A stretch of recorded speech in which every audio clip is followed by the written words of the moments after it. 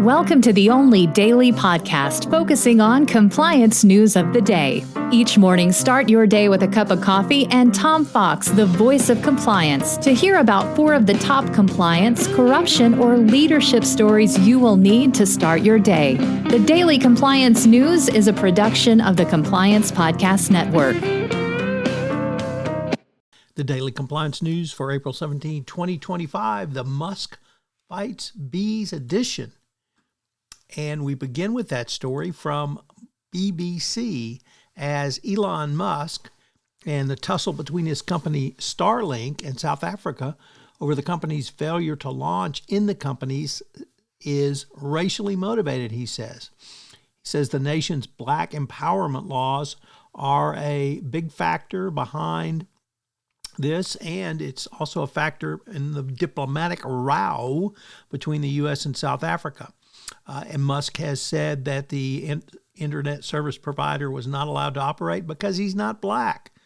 Well, they have these laws called black empowerment enterprises for a reason.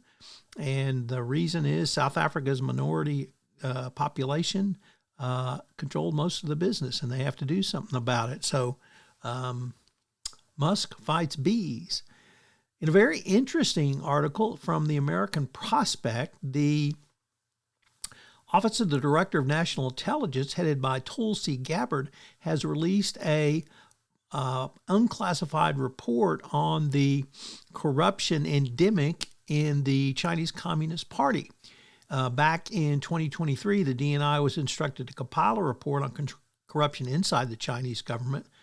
The report's release just before Trump's flurry of record-breaking tariffs on China was given to multiple members of Congress.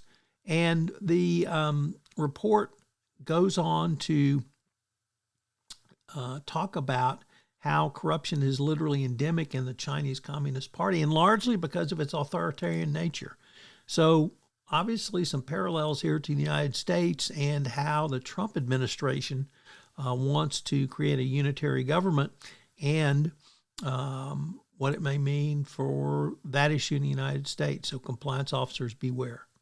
Next up, from the Financial Times, it reports that PwC has ceased operations in more than a dozen countries that its global bosses have deemed too small, too risky, or too unprofitable as it seeks to avoid a repeat of scandals that have plagued the accounting network. The Big Four accounting firm severed ties with 10-member firms in Francophone Africa at the beginning of April after mounting differences with local partners. So PwC decided that the risk was too much for some of these, and it's good to see risk being a factor in their analysis of whether to do business in those countries. And our final story comes to us from Bloomberg, which reports that Trump's border czar plans to flood work sites in a big deportation push. Tom Homan said that federal agents are going to pour into sanctuary cities and increase enforcement at places of employment. What that does for U.S. manufacturing, U.S. agriculture, U.S. construction. Apparently, the administration does not care, as they are going to amp up enforcement at the workplace and arrest people working inside the United States and probably paying taxes. How's that going to go? The Daily Compliance News will be off on April 18th for Good Friday, but we'll be back with you on Monday, April 21st. Have a great Easter holiday and weekend.